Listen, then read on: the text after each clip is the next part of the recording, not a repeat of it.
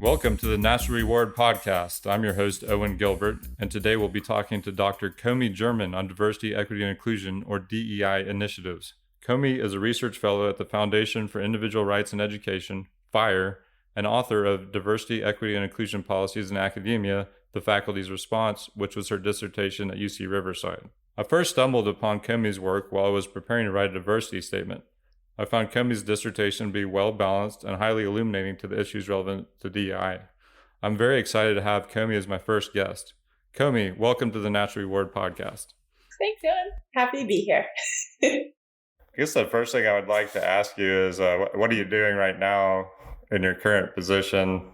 I read that FIRE is a nonpartisan nonprofit that defends the civil liberties of students and faculty, and its mission is to defend and sustain the individual rights of students and faculty members at America's colleges and universities. I'd like you to maybe just tell me a little more about what's going on there and what are you doing? FIRE is a place that I've actually wanted to work for years. And so when I was able to get this position again in February, it's really been everything I could have asked for. Since I began, we've been working on one pretty massive project that I'm super excited about. It will be released within a couple of weeks, actually. And it's called Scholars Under Fire. And it's a database where we're compiling all the cases that have happened since 2015 involving attempts to sanction scholars for engaging in constitutionally protected speech. And so as a researcher, I'm really interested in just kind of understanding what kinds of things are happening on campus, to whom, what are the consequences, what are the things that people are doing that make them be the targets for sanction, things like that. So right now we're finishing up a report and we're about to make public this huge database. We have over 450 incidences that have happened since 2015. And these are all cases involving scholars at private and public universities, including community colleges as well. And so it's a very diverse group of scholars, a very diverse group of speech that they're engaged in. And so it's really interesting just to see, as a nonpartisan nonprofit, FIRE is really interested in just seeing what's happening. We don't have a political bent. We're not trying to, put forward or further some agenda or put forward some narrative. So we're really just, and something I care deeply about as a researcher, documenting what's happening, allowing the chips to fall where they may, and not trying to put any spin on what's happening. And so what my hope is for this report is that basically people will read it and come away with a fuller understanding. And regardless of their priors, hopefully they'll learn something about how what other people have experienced, other people who think or react differently from them, what they've experienced. How you're going about collecting your data of these 450 incidences and how difficult is it to get that information? When it comes to this data that we've been collecting, it's been a very long, arduous process of sifting through many news stories for each case, trying to figure out, what are the commonalities among these competing stories regarding what happened. And we try to, for each case, bring in the multiple perspectives so that people who see the database can really understand as objectively as possible what all the facts are. And if they want to know the different opinions, we provide the links to news stories so they can gain more kind of op-ed perspective. How do you find out about them in the first place, though? So one reason why we actually think that what we're documenting is only the tip of the iceberg is that we are only relying on public stories, public news stories, things that have made it as big as the New York Times or maybe as relatively small as the campus news. And so there are many people I've shared this with have said, wow, there are many instances I know of that never, even reach the student newspaper because there are reasons or incentives for both faculty and for the administration to keep things kind of on the down low. So it's really only when those calling for sanctions make their voices very heard, so in the form of a change.org petition or other forms of ostentatious protests. Then, so you can talk about those openly because they're in the news. Is there any particular instances that stand out to you as maybe examples that you use that you focus on in your paper? There have been tons. It's been a very interesting experience documenting these cases because each one is so unique. Obviously, our report will be about commonalities, trends, but I think there are some really interesting cases that could almost be like case studies in themselves. What are some good ones? So, I mean, obviously, in the midst of last year's BLM activity, you got a lot of faculty being sanctioned from the left and from the right for different reasons. So, for example, there was a scholar who was suspended for having participated in the 2-day scholar strike. So that would be a professor who faced sanctions coming from the right of her. A 2-day what strike? It was something called a 2-day scholar strike. So it was basically, it was kind of like an offshoot of BLM, where for 2 days, the idea was to have minority, non-white faculty members not be working for those 2 days to essentially demonstrate what academia would be like without them. But it might have actually been larger than that, in that people who maybe aren't non-white could also participate. But I believe it was like specifically just to show, kind of a day without the contribution of non-white people and what that would look like. And so she was sanctioned for doing this?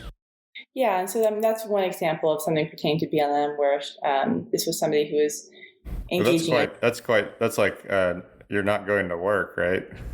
So it was tricky because in her defense, she said that she was still performing all of her constitutional or all of her professional responsibilities, but was more symbolically was trying to advocate for it. So that's kind of the opposite of the Brett Weinstein situation. Exactly. And he too is in our database. So he was an example of somebody who was not okay with the idea of a day without white people. So it's a very similar but also mirror case. Both of these, so the idea is both of these people are in our database. We do admit that each of these cases are tricky because I think you raised an important point that this woman who didn't participate in the 2-day scholar strike, she potentially was, abdicating her responsibilities for those 2 days. And what about the students who relied on her? What about the work she's supposed to do?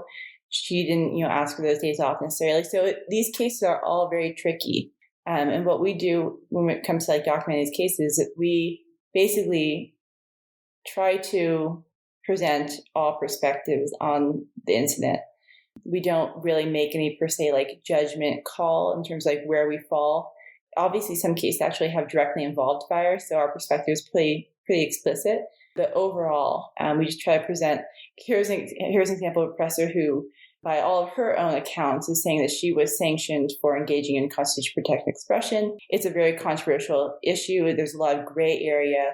Here are all the details we can provide. Here are news stories, so you can make a decision for yourself whether she was or was not engaging in constitutionally protected speech. Because I think a strong case, as you suggested, could be made for her not engaging in constitutionally protected speech if she's abdicating her responsibilities. So regarding my first question, I didn't realize that fire was going all the way back to 1999. I'd read something recently about, I just looked it up on Wikipedia, and it talked a little about Greg Lukianoff and his book, Coddling of the American Mind. Yeah, he and John Haidt. That was actually the first books that I had read that got me really interested in both fire and John Haidt's organization, the Heterodox Academy. They both offer very interesting perspectives that made the book so fascinating. John Haidt's a psychologist specialized in moral psychology. Greg Lukianoff, obviously First Amendment, constitutional lawyer, attorney, that field. But Greg became really interested in this sort of phenomenon of the calling of American students' minds because he was somebody who was having some mental health troubles, and he sought some therapy, some cognitive behavioral therapy, and he was realizing that all the things that helped him, recover from the mental health issues that he was suffering from were the exact opposite of what he saw being taught to students and being encouraged among students.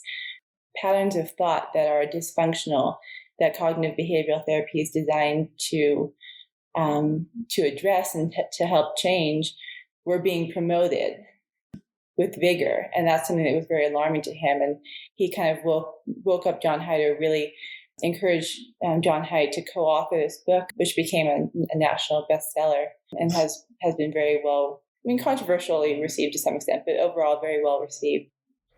Is it the university, or is it the movement of kind of wokeism and DEI stuff? Or like, what exactly was the driver of these thought patterns?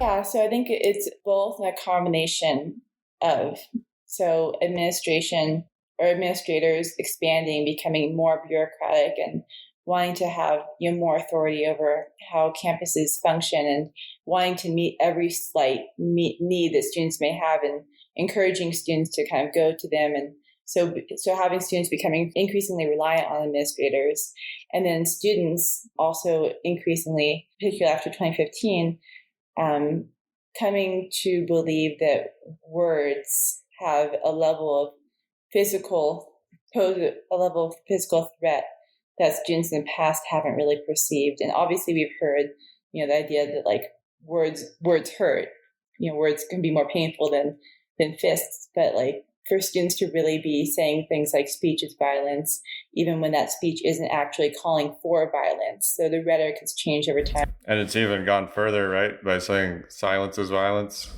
Exactly. Yeah. And so we see how, certain stories people tell themselves about their role as being a victim, as being helpless, as being not able to control their own future, as being at the mercy of an oppressive system, and the learned helplessness that can come from that. So there's all sorts of ways in which the narrative about oppression, oppressed can be very psychologically harmful, and goes against the types of coping strategies, the types of strategies that have been developed by therapies that have been shown to be the most effective. It's a little bit disturbing to see that we're kind of going the opposite direction.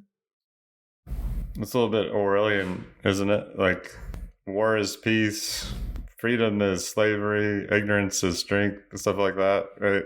And I've actually, I feel that way, especially when it comes to some of the slogans, even like diversity, equity, and inclusion, because when it comes to diversity, and then, people can be very well-intentioned when they're trying to promote diversity, but diversity, equity, and inclusion together, there is the same way a lot of Orwellian phrases and throughout history, communist and socialist phrases have been lumped together in such a way that you recite them, you have to say them without questioning them. And if you do question them, you are targeted, you're a non-believer, and all of a sudden you're an outcast. I see that a lot with right now when it comes to diversity, equity, and inclusion. That's pretty disconcerting. And in your dissertation, you talked about the expansion of administrators. Is there any evidence that it's driven by, say, administrators coming in because they're trying to climb this ladder of dean to provost to university president, and they want to show that they've made progress in the few years they've been at this university, and they're willing to kind of do some things that might be illegal, like tell people to discriminate in hiring, and do it kind of hush-hush? How do you track that? It's easier to pursue if you're a think tank or a nonprofit that has the resources, but also would need to have access to in some cases, some pretty internal university data that might require freedom of information, FOIA requests to access. But people have had, even professors who are really interested. I think there's a professor who I believe is at UCLA, his last name is Sander, who's been really interested in gaining information about the racial characteristics of students and seeing how perhaps that maps onto some performance indicators. And his attempts to receive that information have been pretty viciously blocked by administrators. And so administrators do have increasingly a lot of control over what information they reveal and what kinds of processes may be going on behind closed doors. As they've expanded, they've also compartmentalized, and they've increasingly been speaking more to one another. And there is data on the expansion of, for example, diversity, equity, and inclusion offices, the expansion or the salaries and the different positions that have opened up in recent years for things like the chief diversity officer and things like that. So there's plenty of data on the expansion or explosion, really, of all of these administrative bureaucracies that are designed to promote something that's a very politically charged, very progressive cause within universities. But some of the people I talked to seem to think that well, this is just a fad and it's happened before and it'll just blow over. But some of what you said in your dissertation, I mean, you're basically, you've got a sieve for hiring people that are advancing these agendas. Over time, there's going to be a new standard.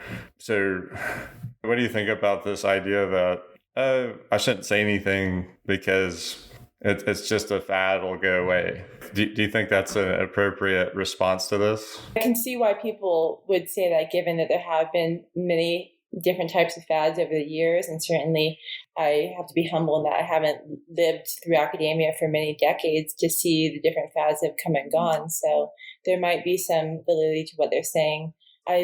From what I can tell, I do tend to agree more with you that because of the filtering, because of the fact that these diversity statements and other initiatives, and just even on an informal level, the sort of having your radar up for certain types of words or certain phrases people use that signal their commitment to very progressive political activism, and the use of those signals to increase one's likelihood of being hired. I think that will only lead to, the future generation, incoming generation of scholars being more oriented that way. That's the incentive system. People that come from countries that have had Nazism and communism and lived through that tend to be much more opposed to it than people who grew up in America and don't really know what it's like to be there. Yeah. So it could be that people in the future actually will be more opposed to it, even though they can't say anything about it. And that's actually something I found in my research, is that some of the most, what I label as traditionalist faculty were ones who didn't grow up in this country and who lived under dictatorships and who see the signs on the wall and don't want anything to do with it. These happen to be faculty who are older, though, having lived in other countries for long periods of time. Increasingly, it seems that although we care about diversity, it's not so much international diversity. It's not so much people from different cultures around the world. It's more people from certain demographic groups within the country that speak the same language politically. And so an international student who potentially could be far more diverse in terms of his or her cultural experiences will not be seen as favorably as somebody who maybe looks the same but thinks more similarly to the American people who are very progressive. So one of the arguments from the other side against the diversity statements, for example, is that there's a rubric out there that a lot of people are using, I think developed by Berkeley. Mm-hmm. You can kind of game it if you know what they're looking for. You can tell them what they want to hear. And so on the one hand, like one side says, I shouldn't have to just conform in order to get a job to some social agenda. And on the other hand, they say it's not a really honest test of your commitment to this stuff. So part of the scoring on that rubric, I think, is just do you align and say the buzzwords? But then another part of it to get a really high score is to give an honest indicator, actual devoted time and effort to these agendas. I mean, that's just basic signaling theory where in order for a signal to be honest, it has to be costly. Mm-hmm. And one thing I've noticed is some people privy to this as grad students now are devoting a portion of their time to writing papers about diversity, equity, and inclusion. I mean, one of the things that attracted me to your dissertation was that it was well balanced and gave a broad overview of the subject and the deep history of it, in addition to what people actually think as your primary data. And then you read a lot of the literature, and it's just the movement, and it's really one-sided, and it tends to be shallow historically. It often will start with assumptions like inequality of outcomes means automatically discrimination as an a priori of the whole rest of the argument. Yeah, and quite frankly, entire fields are predicated on the idea that inequality of opportunity is evidence of, say, racism. But the research itself that follows from that is basically all about how discrimination is leading to these different outcomes. And so it's a scholar's job to discover, to try to identify, no matter how subtle, different pathways through which discrimination, other external social, malicious social forces that are oppressive, from particularly from white people, are leading to these outcomes. So basically, you have to start with that premise in order to do all this research that follows from it. And there's a huge body of research on increasing, and you see how over time, it's almost like it's become a pattern of being increasingly like subtle, like your way of showing that you really get it, that you're really a good scientist is you can, or researchers, you can identify even more subtle manifestations of racism. So, if the bathroom sinks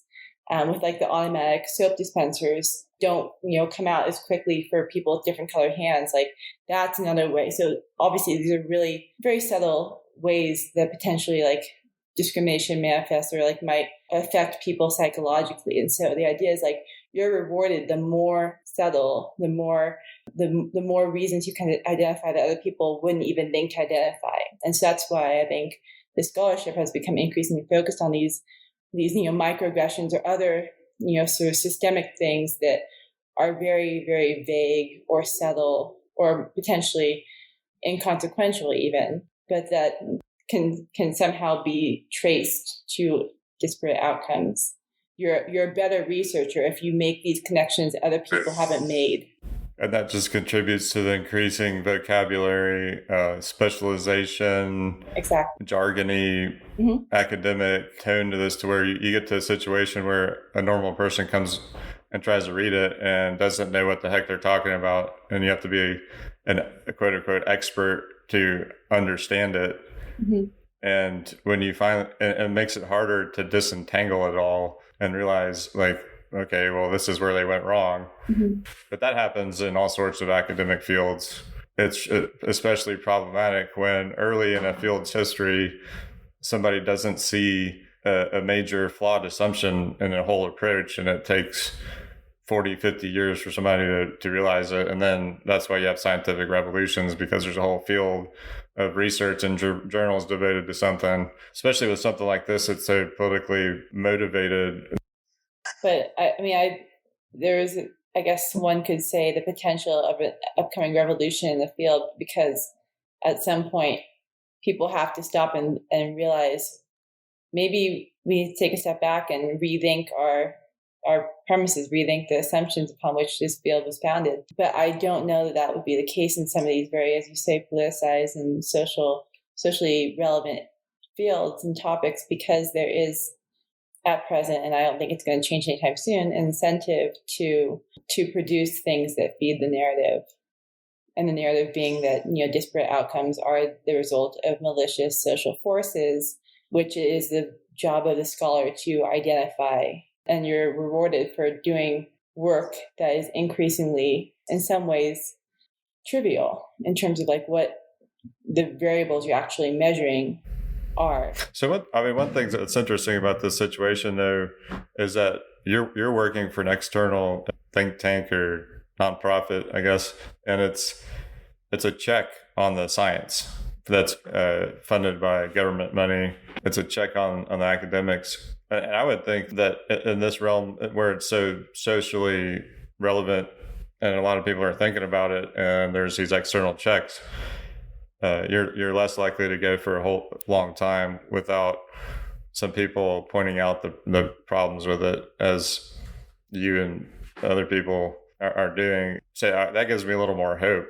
And in some scientific fields, it's just the people in the field. There's no external checks on it, except for like some random people that are working outside of science with the normal funding structure. And that's happened periodically, coming and saying something different. But usually it's not a whole group of people. It's just some individual people working in isolation. So you're thinking that perhaps people in fields where their work bears on socially relevant issues, they're more subjected to external scrutiny than perhaps people in other fields that can maybe either do more basic research or do research that's applied in less socially contentious ways. And so it's not as subjected to external scrutiny because there's, I guess, not as much. Nobody cares about it. Yeah. I think you have a better way to say that no one's interested, but no one, it's just not a hot button issue. But perhaps if if in certain fields things become hot button issues, then the scrutiny emerges. So like climate change or other fields where you wouldn't, or biology or, fields where you wouldn't necessarily expect or haven't historically seen a lot of scrutiny from like think tanks and other external organizations.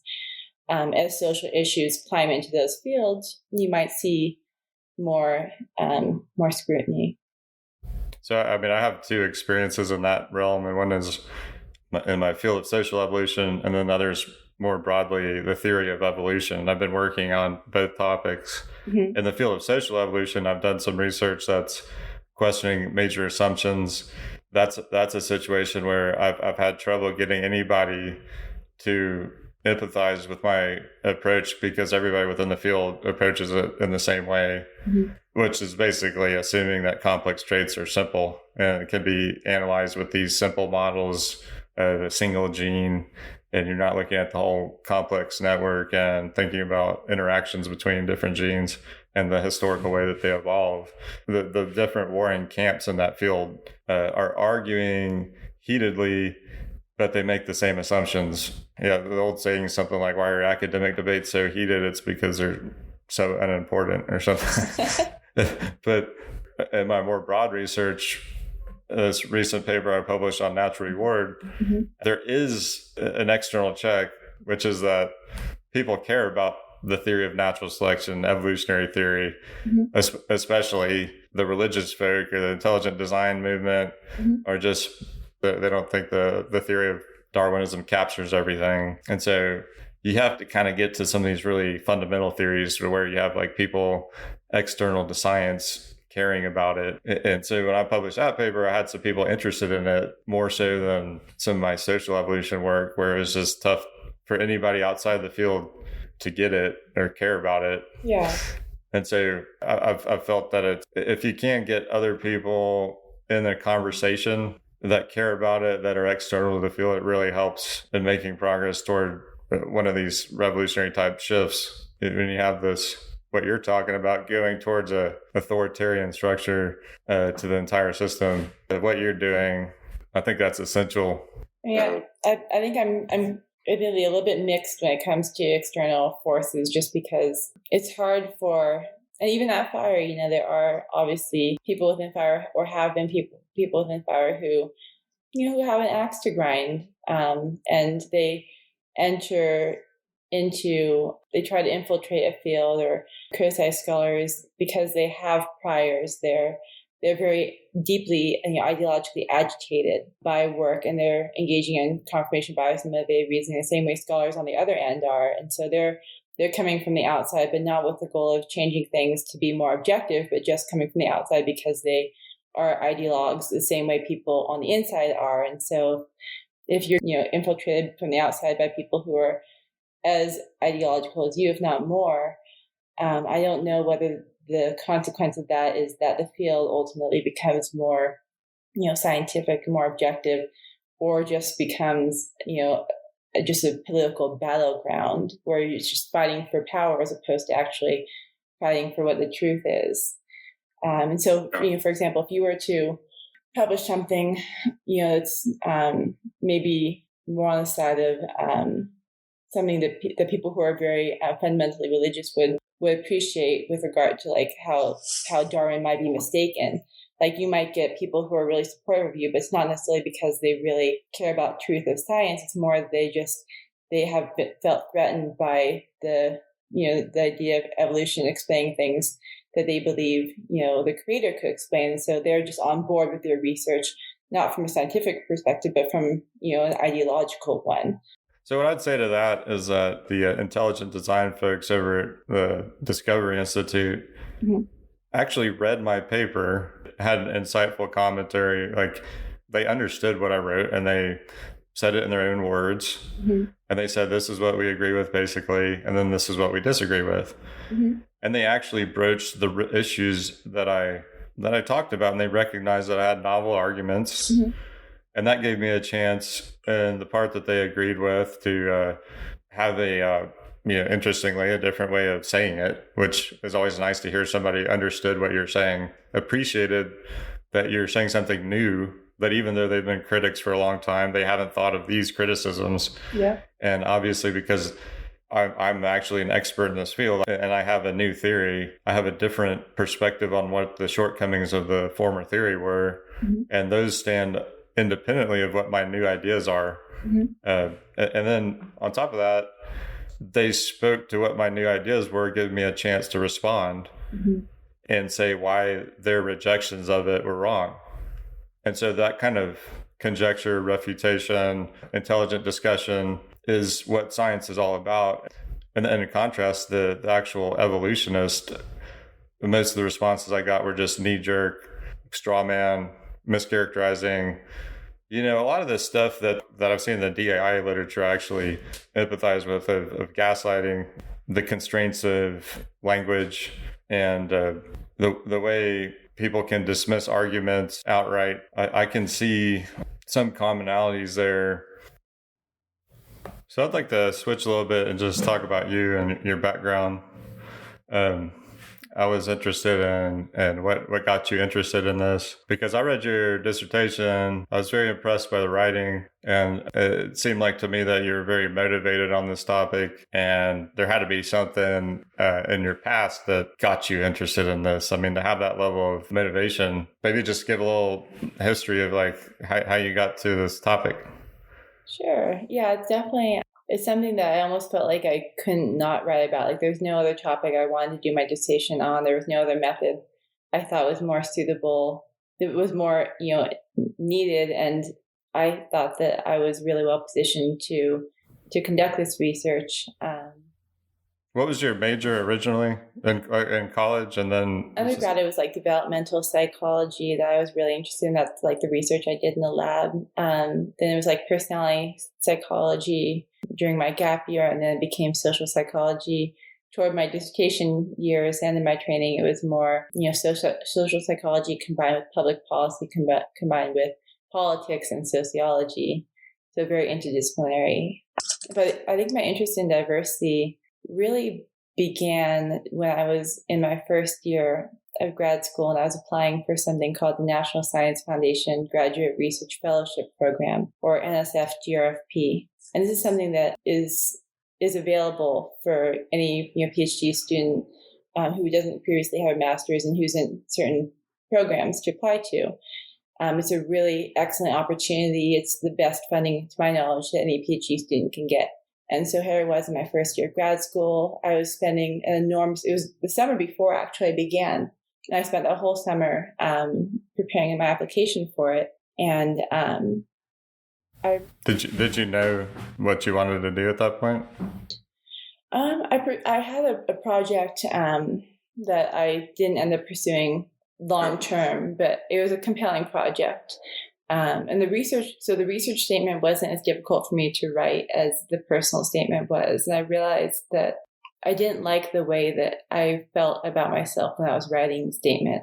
I didn't like the narrative I had to be presenting. I didn't like the way that I felt like I needed to present myself in order to almost like gain sympathy and pity in a way that was still redemptive. So it wasn't just like a sob story, but it was neither a sob story nor was it an accurate story. It was a story of like emphasizing any way I could think of having been oppressed in the politically correct ways, and playing those up, and then playing up like the importance of those things to my life, which didn't feel accurate. And then the more redemptive part of things, like getting better, was somewhat accurate, but I didn't like the focus on identity. I didn't like emphasizing aspects of my life that weren't actually that relevant to me, but that I knew I needed to put forward. And so I kind of felt like I was, like a lot of people probably feel when they're writing diversity statements, having to present myself in a way that would appeal to the political or other kinds of emotional inclinations of the reviewers, who almost like wanted to feel good about themselves by choosing me, like feel like they were doing a good service by choosing me to fund. And I remember when I got the NSF, I was both ecstatic and honored, but also was thinking, they just gave that, like, I wasn't as qualified. And that's still to this day, it's like, that was in my mind. Like, I got it because of the story that I presented. I got it because of the story that, even if you could, like, it's factually correct, was so far from the whole story. It didn't feel like I got it on my merit. I knew that there were people in my same program who, if I were a reviewer just based on merit, I would have given the NSF to, let alone across the country. How many people could have, maybe in my mind, should have gotten it and didn't? And I was thinking I got it because of a story that earned me sympathy for having all the right experiences and saying all the right things about them. So now that you're saying this openly, you don't pretend to be above yourself. You don't fear or deny your shadows. You're walking the tightrope between beast and ubermensch. Well, so I think if I have to be completely honest, yeah, it sucked feeling the imposter syndrome was pretty bad as a consequence, and like sense of guilt or unworthiness and all that still kind of haunted me. But to be completely transparent, it's the same way. I imagine a lot of people who benefit from affirmative action and know it feel like if it gets them into a position that they really wanted, it's a weird, bittersweet feeling where it's like, I know people might not think that I'm as good. I know in some ways I don't think I'm as good, but I'm also so grateful I'm here. I also I don't want to give this up. Like, if I could do it over again, maybe I would say the same things. Maybe I would check the same boxes, even knowing that feeling that I got, even knowing how many people should have, in my mind, gotten instead of me. To be completely honest, I think just the amount of opportunity it gave me, the security it gave me to pursue my own research. I like to think that I have the authenticity. I've learned so much. I've grown so much as a person. I would go back and do it all over again, but I don't know if I could. And also the things I've learned since then, I think maybe I'm just trying to justify how it all played out, but I don't think that I would have the sense of conviction to go back and be more principled, just because of how grateful I am for all the opportunities that opened to me. And also I'm grateful for what it showed me about what happens when you try to tell a narrative, when you essentially kind of sell your soul in a sense. You tell an inauthentic story about yourself, or one that feels inauthentic, even though it's technically all factually correct. So that's really interesting that your trouble was in writing your personal statement, because what attracted me to your dissertation was that I was working on a diversity statement. The first time I wrote one of those a few years ago, I just winged it. I'm like, I don't even know what this is. And I just wrote something, kind of like a story about my life and my experiences. And then later, I read some of the papers in this area, and I'm like, I'm probably not conforming to what they want. So I asked somebody that was grading these tests about it. I don't even know what this is. What am I supposed to write here? And he told me, well, there's this rubric, and look at the Berkeley rubric. Mm-hmm. And then I realized that this issue is way more complicated than I originally thought. And how on earth am I going to write a statement that accurately reflects my views, or at least doesn't outright lie? It's like you're saying you have a picture that you painted in your personal statement that's a small part of the truth. It doesn't give a broad overview of your whole life and everything. It just, you focus in on certain things, and it's not lying. It's just not the whole truth of what you think. Yeah. And so my question was, how can I write something like that that's not a lie, mm-hmm. that conforms to what they want? Yeah. I didn't even know where to begin. Mm-hmm. And everything I read just turned me off to it. And then I found every time I started writing, it was just a diatribe against this stuff. And I'm like, this isn't going to work, So then when I looked at your dissertation, I was able to understand, okay, this modern movement and there's this whole history of these, University of Chicago and Yale and the American Association of University Professors, and all these discussions about academic freedom of speech and what's appropriate. And when I started reading that, and you reviewed a lot of it, I realized, okay, there's a history of people thinking about this subject and talking openly about it. And these are the same issues that they broached 100 years ago. And basically, I agree with what they wrote back then, and a lot of people still agree with it. And so then I thought, well, maybe this isn't as threatening as it seems, and I can just write what basically has to be an apology. I mean, if you're a white male, your diversity statement is an acknowledgement of your privilege and nothing else other than aligning what they want you to say. You can't talk about any hardships you've gone through. It's not going to get you a good score. Mm-hmm. It also goes to what you're saying, which is, I think, reflection of incentives matter. And that's what every economist will ever say. If you say you get money, you get hired, you get promoted because you say X and Y and Z, that's what people are going to do, or else they're not going to be there. Yeah. They're not going to be in the economic system anymore. They're going to fall out of it. Yeah. You don't really have much of a choice. It's either oblivion or conform. Yeah. I mean, it's interesting to me that, you got funded by doing this, but then your work and some of the articles, like the article you wrote with Steve and Brent, show that you're actually kind of on the other side of this stuff, even though you're overall very neutral in your analysis of data and discussion of the topics. I strive to sort of compartmentalize, and that when I was writing my dissertation, my role wasn't to be, somebody who's an opinion writer. It wasn't an op-ed that I was writing. And also I knew that I had an obligation to all of the professors I interviewed to be an accurate spokesperson for what they were saying, to convey their views accurately. I think when you're sitting down talking with somebody, there are people, obviously, I spoke with, for an hour or two, who I vehemently disagree with, who if I just, read their papers or read their tweets or whatever, would think, oh my God, this person's the worst, and I don't know, might cuss and whatever. But when you're actually talking with somebody in a room, when they trust you and they believe you're on the same side as them, and you're talking to them, and you actually, even if you disagree with what they're saying, you know that they're authentic in what they're saying. You know that the feelings they're feeling are real. They're not faking it. You know that the thoughts that are leading to those feelings, even if you think, I thought were maybe misguided, I knew that they were coming from someplace that was real for these people.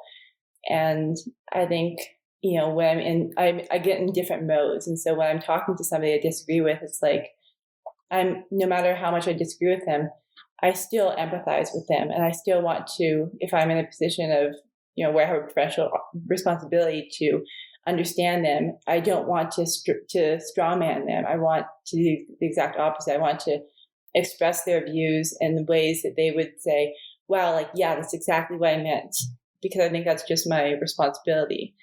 But obviously, because of my personal background, my personal experiences, things I've read, people who have influenced me outside of academia, like scholars outside of academia whose writing has influenced me, I do have very strong opinions that are in opposition to a lot of the things that happen within academia, which I am comfortable speaking about on podcasts or in op-eds. And I don't think that discredits the quality of my scholarship, because I do think I'm in different roles depending on who I'm talking to. And I don't think that, I wonder sometimes that makes me inauthentic. Like here I was in these rooms talking to self-proclaimed Marxists and being like, yeah, I totally understand where you're coming from. Kind of coaxing them on. But at the same time, when you actually are talking to them, imagine you're a therapist when you're talking to somebody who, really believes in the kinds of things that they're experiencing. And imagine a therapist who's not trying to change a person, but just trying to echo back what the person's saying so that the patient has a feeling of trust. That's kind of what my goal was, not to mislead them, but just to get people to go further with their views. And that required me to demonstrate an understanding, and that required me to have an understanding. And so I think in my role as a scholar, in my dissertation, and now what will become my book, I can stand by that as being a work of scholarship. I think any time you have a worthy adversary and are arguing one side of a complicated issue, you got to really know the other side. And you got to know how they think and look at the topic to really appeal to the impartial third parties. They're going to go to those people and ask them, and you got to be able to preempt what they'll say. Mm-hmm.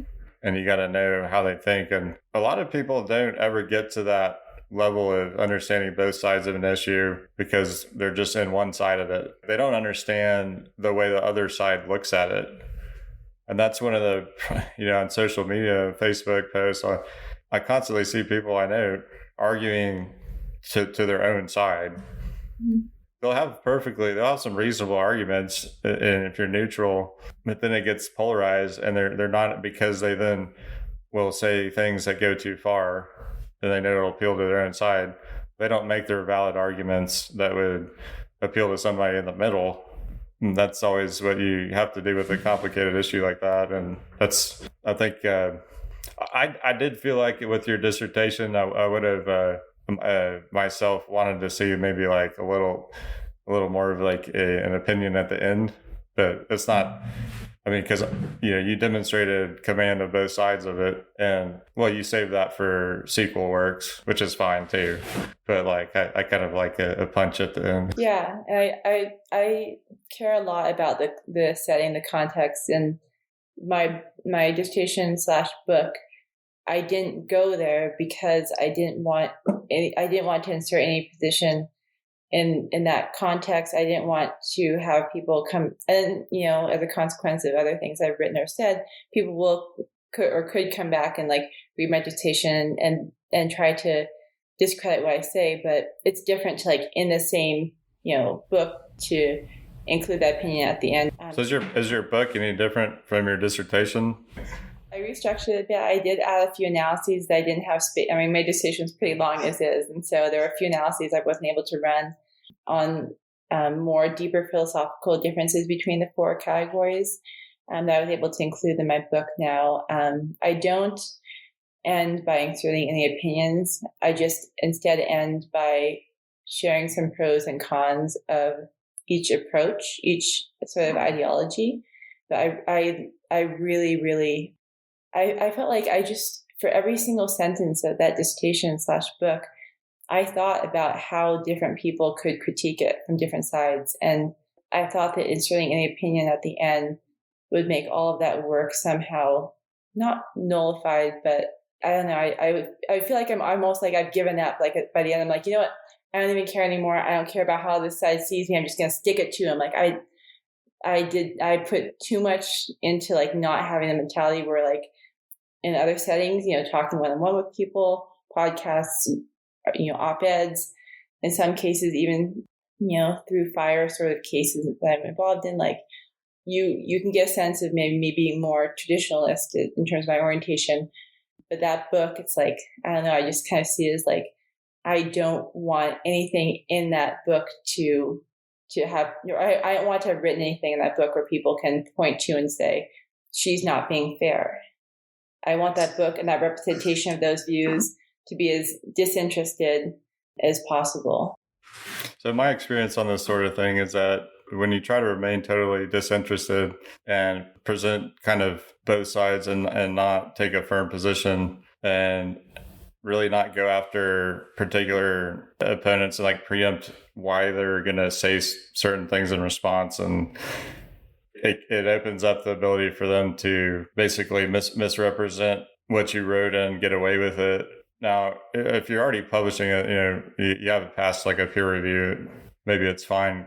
But that's my experience going through peer review, is that because I tried both ways of doing certain papers, and at least if I made a overall kind of preemptive counter argument to objections, it basically prevents the total like knee-jerk dismissal where they just write you off. Mm-hmm. And I mean, it'll be interesting to see what people will say about your book. The movement doesn't like a balanced, fair analysis. They're after change. You might write some more opinionated stuff after some of the reviews come out. It might not even be that you're trying to be opinionated, but you're just rejecting a review says this is wrong and that's wrong with your analysis, and then you say whatever in response is going to appear more one-sided than your original argument, probably.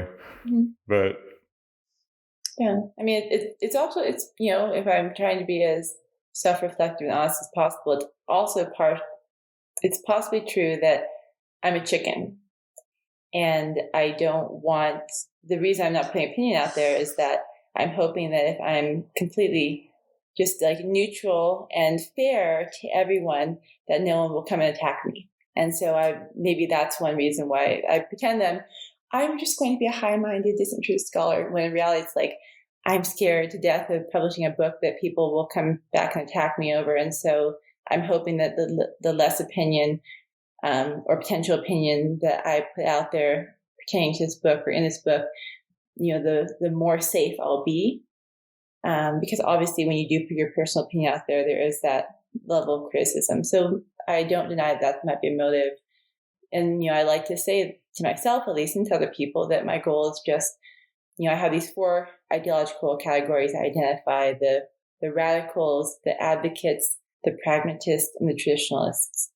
And I want all of them, or any of them, to read this book and to take something away, to feel both accurately represented, to also feel like they learned something, and not to feel like, oh, like, I can't believe she did that. I can't believe she said that. Or like, I really liked it until she did that. Like, 'cause I do think there's also generally, I have that motivation of like, I do want to, raise awareness, increase just the understanding people have of different perspectives, and that there are actually, even though I'm the most critical of the radical perspective, there are valid points that everyone makes. And so I don't want to, I guess, discount anything that people had to contribute. Because even if I disagree with the arguments that a certain side, like maybe the radicals, put forward, I think that perhaps, same kind of way that like maybe Malcolm X and Martin Luther King Jr. kind of have that dynamic of like,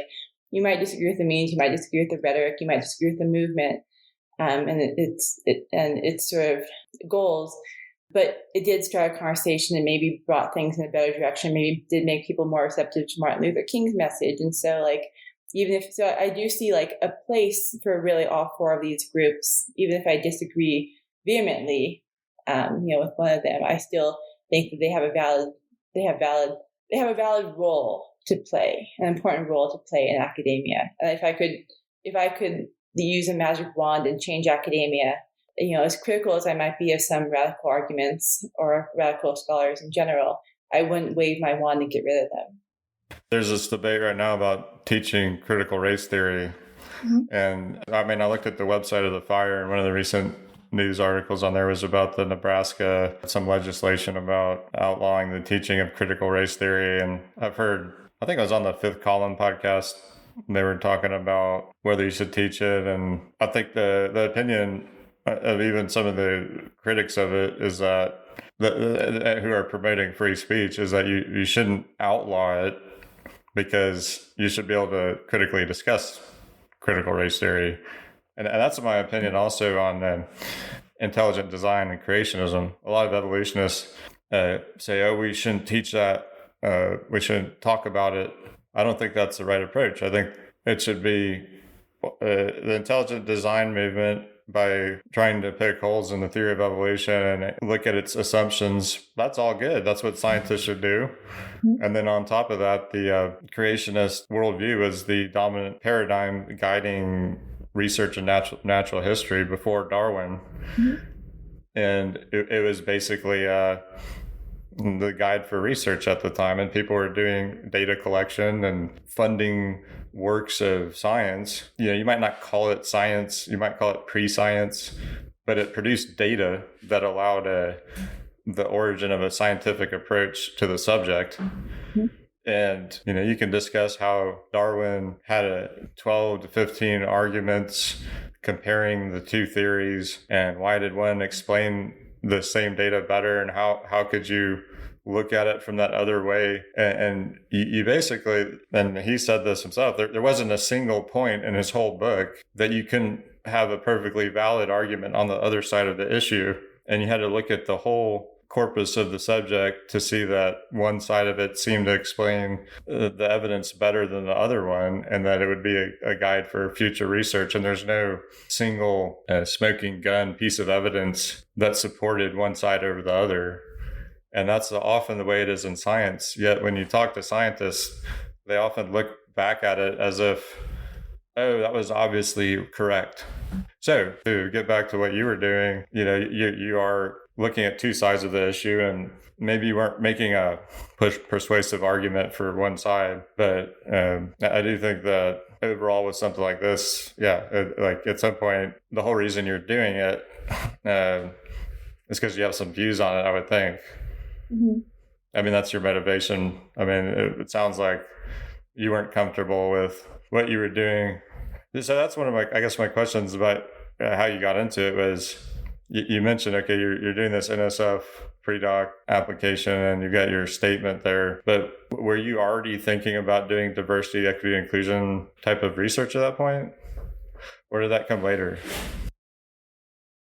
My interest in diversity, equity, and inclusion began from that discomfort and that like ambivalence and guilt and imposter syndrome, all that kind of stuff. But before that, I was like totally on the like super progressive bandwagon and like thinking that you use research for like social change. And so, like in my first, even second year of grad school, Stanford has this like what they call a do tank, not a think tank, but basically like a place, the SPARK, it's called, it stands for social psychological answers to real world questions, I think.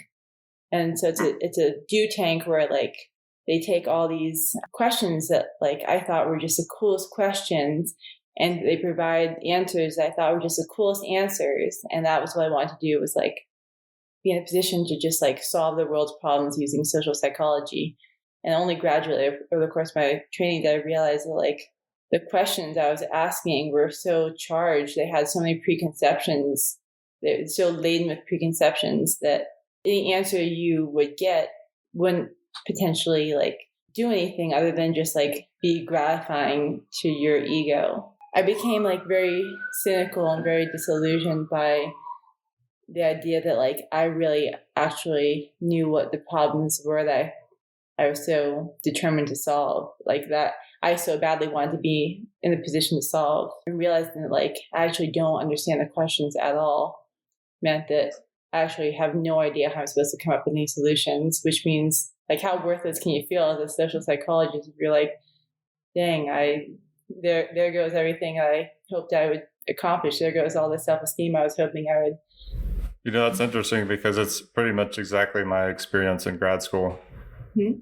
I went to grad school with a mission, basically. I wanted to test this theory about the evolution of kin recognition, mm-hmm. and it had this big assumption, and the organisms we were studying seemed like that they would allow me to kind of do a proof of principle type of experiment in the laboratory showing that the theory worked.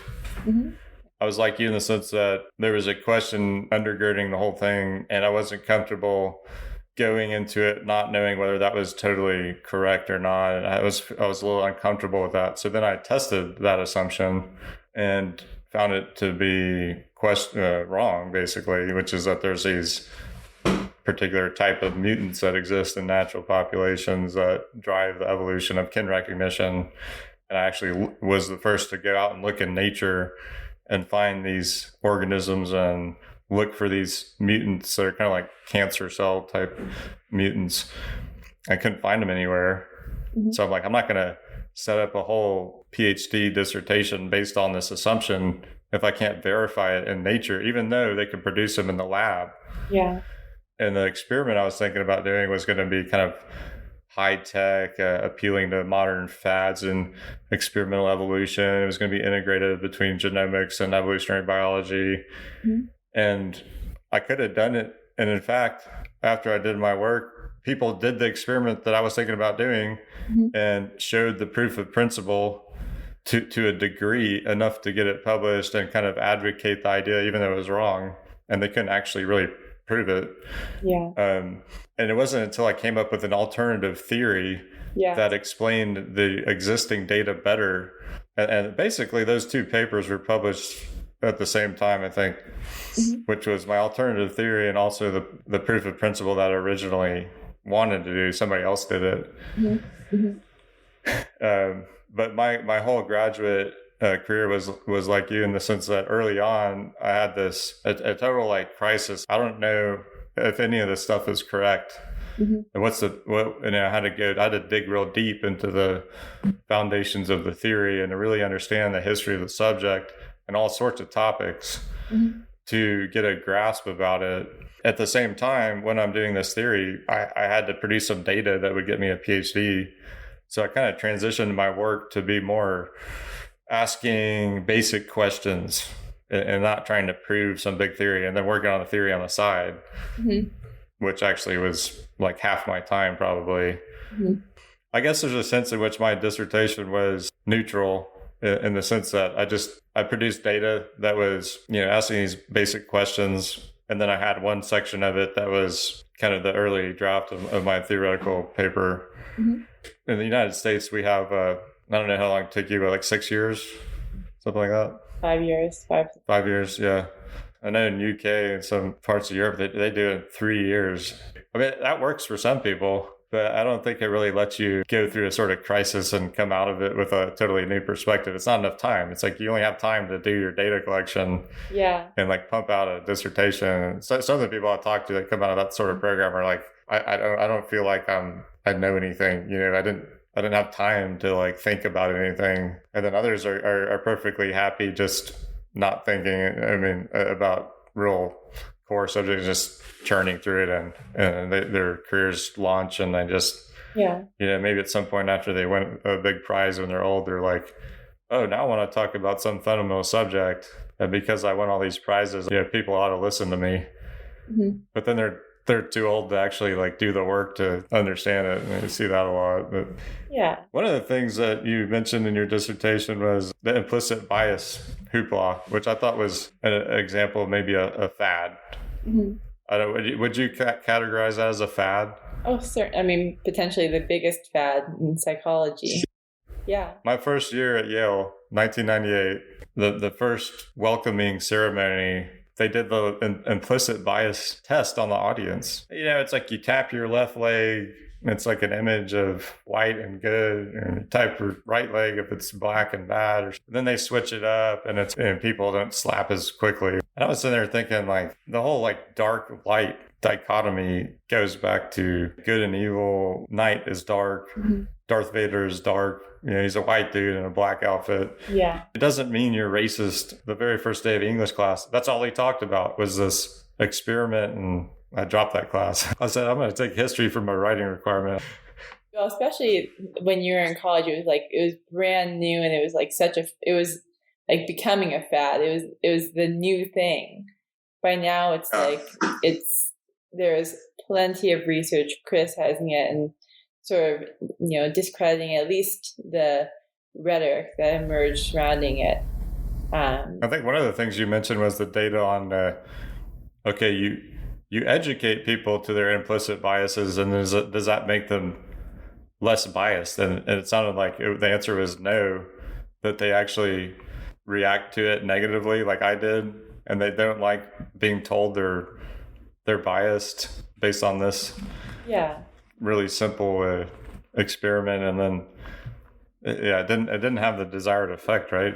Yeah, exactly. It can have psychological reactance and the exact opposite effect. And people who are still very adamant about implicit bias being a real thing with consequences take the attitude, well, it's a training's fault, and it's the people who are being trained, it's also their fault for being so stubborn. And we just need to do different things in the training, or different things from training, in order to deprogram ourselves. So they don't question the validity of the construct of implicit bias or the impact of implicit bias. If anything, the reactance serves to them as proof that bias is extremely strong and needs even stronger weapons to fight against. I think these change movements, they're telling you what to think, not asking you to demonstrate an ability to think. Like a diversity statement, it's not show me how you've cultivated a way of thinking about this, but it's tell me what we want you to think. Yeah. It gives somebody like me, white male, no ability to talk about my genuine life experiences. I don't feel like I can write something and I don't think you did either, that's like genuine to what you think.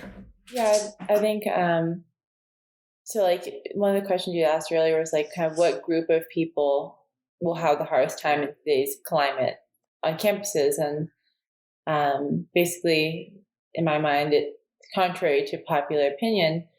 would be, white males from religious backgrounds who grew up in rural communities, who are not affluent and whose families are affluent and whose families rely on things that are not very progressive, things like coal or other industries that, are kind of very taboo to be proud of. And the reason is that like every aspect of your identity, everything that you take pride in or you resonate with or just is an honest expression of like who you are in the world is considered to be an oppressive force, be it like on the environment through like the coal that your family has, the coal mining your family has relied upon, be it through the religion in terms of persecution of other religious groups like Muslims, be it through your race. And so in every way, in that sense, you do fall into like a category of being an oppressor. So in that sense, I do think it's very difficult for people who fall into that group. But I also think that even people who fit all the criteria of being disadvantaged, like I think it's Dave Rubin who jokes like a trans Black woman with a lazy eye, or so like the person who has like all the different things, the whole list. So you imagine that person who's the quintessential like person who you think has the worst. The people who are critical of that, who are maybe more on the right, will say like, well, that person's going to get all the advantages. That person's going to be like brought to center stage and going to be hailed and listened to. And I see where they're coming from, but I also think that that person, in being hailed, in being lionized for being discriminated against or being oppressed, is basically having that be reinforced to her every time that happens. And that is doing a disservice to her. And because that makes her dependent more and more on those aspects of her identity that make her feel more and more helpless. And even if she can use that to get ahead or to gain power, it's a power that's based on being a victim. It's based on being abused. And I don't think that's healthy either. So I don't think any groups of people are being really elevated, or I don't see the benefit. I think a female, so you said a white male from one of these working class backgrounds might be the toughest intersectionality, but I read a paper that mentioned some statistics on representation of different groups in academia, and it was like in biology and physics, it was 0% of the polled people who are females were identified as conservative. Zero. That's in that group for sure.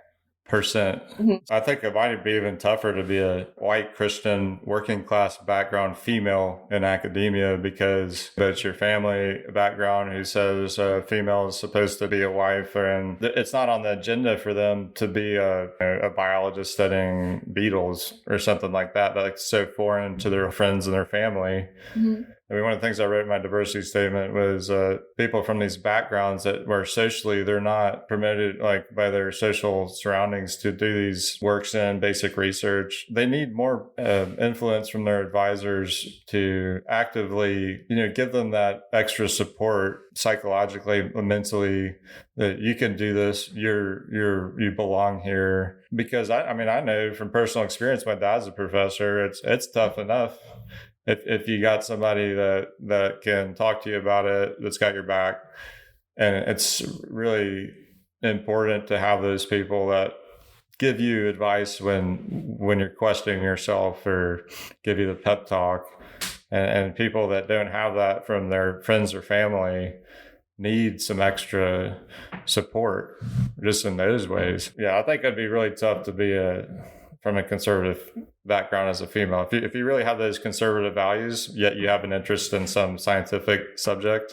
My grandmother passed away recently. My dad said she would have been a biologist, because all the grandchildren, everybody talked about how she would help them identify bugs and birds, and she loved nature, and she really got her kicks out of like knowing what these different animals would do, and there's no way that she was going to be a biologist based on her upbringing.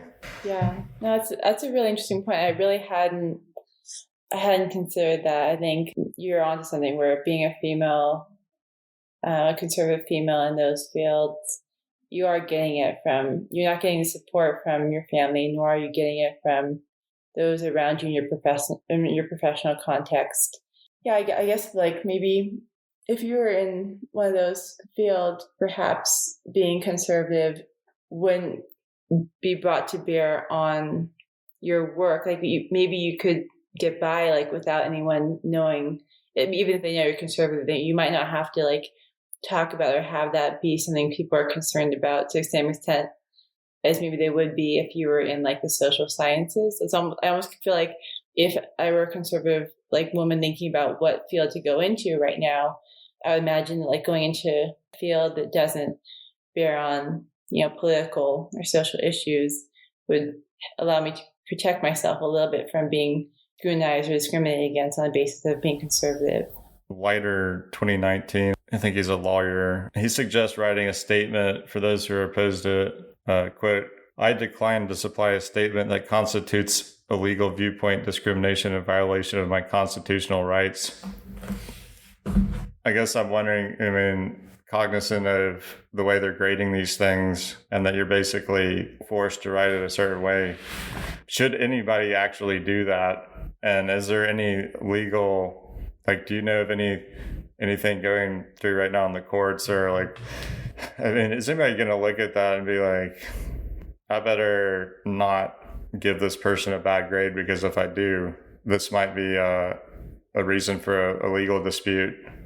I think I give credit to anyone out there who actually would write. When I read that, it was kind of like easy for you to say, Brian, you're already at University of Chicago, you're tenured, you're good. If you were in that position now and you would be risking not ever becoming a professor who could become tenured to be able to write a blog like that. But is there actually merit to the idea that you're actually engaging in illegal viewpoint discrimination based? That's for the courts to decide, right? Or maybe.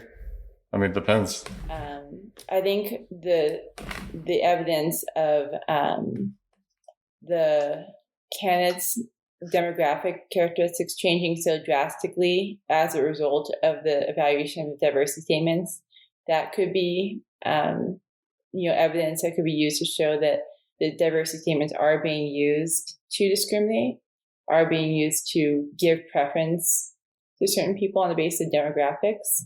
I know there is investigation underway. I don't know of anything that's been formally published yet in terms of an actual legal case or any verdict on the constitutionality. As far as I know, there obviously a legal procedure right now. I will be very interested to see how, with increasing scrutiny, given just increasing prevalence of them, how they'll stand up in court, because they will be subjected to court cases, I imagine, in the coming months, for sure. I think each institution will be maybe a little bit different because each institution might practice it. This isn't a universal thing in terms of each program might say very similar things in terms of what they're looking for in a statement. But programs might weigh diversity statements very, individual programs, individual universities might weigh diversity statements very differently, which might make them more or less open to valid criticism and potential lawsuits. So I think it'll be a case-by-case thing as opposed to the discarding of all of them across institutions. So my question is, does this hinge on a diversity statement being a way to discriminate demographically, which I think there's a good case for that? As opposed to on the basis of viewpoint. I think there's a stronger case to be made that discrimination on the basis of already protected category. Well, yeah, somewhat protected category, even if it's being discriminated against because you're white or male, or I think that there's going to be more concrete evidence of than discrimination on the basis of viewpoint, because it's harder to categorize viewpoint. You don't when people are applying, you can easily categorize what their gender, race is. And maybe it should be, I decline to supply a statement that constitutes racial discrimination in violation of my constitutional rights. That will, a statement that will lead to my discrimination on the basis of that. Yeah. No, but I don't, some schools, they when they're describing the diversity they care about, they obviously include viewpoint. But in terms of protected categories, you can constitutionally discriminate on the basis of certain categories that aren't protected. So I to my knowledge, you can discriminate against, liberals or conservatives, and I don't know what the legal consequence of that is. It would be nice if we could get rid of the categories altogether, or be more specific. Diversity, equity, and inclusion typically promotes sex, race, gender, sexual orientation. Why just limit it to those categories? And obviously socioeconomic status should be one, but what about your views? And I know from experience in my field that there are people who were former Marxists. John Maynard Smith said this in a Web of Stories commentary, that he felt that he and some of his colleagues that were Marxists did not make certain discoveries because of their political views, and particularly the genetics of discrimination and altruism. They couldn't come up with the models because it was a road based on their political ideology that they weren't ready to go down. And I feel like some of the advances I'm making in the theory of evolution, people didn't want to go down these roads because it didn't mesh with their overall worldview. Yes. Of how they look at resources on the planet. Right. One of my basic arguments is that resources in the universe, on the planet Earth, like the history of life is a history of expanding into new resources and inventing new ways of tapping into new resource zones and harnessing new sources of energy. For one kind of political side, it's like you just look at the Earth as resource limited, to make this alternative argument that's for a long time been the opponent, is to go down a road that kind of politically you're not prepared to think in those terms.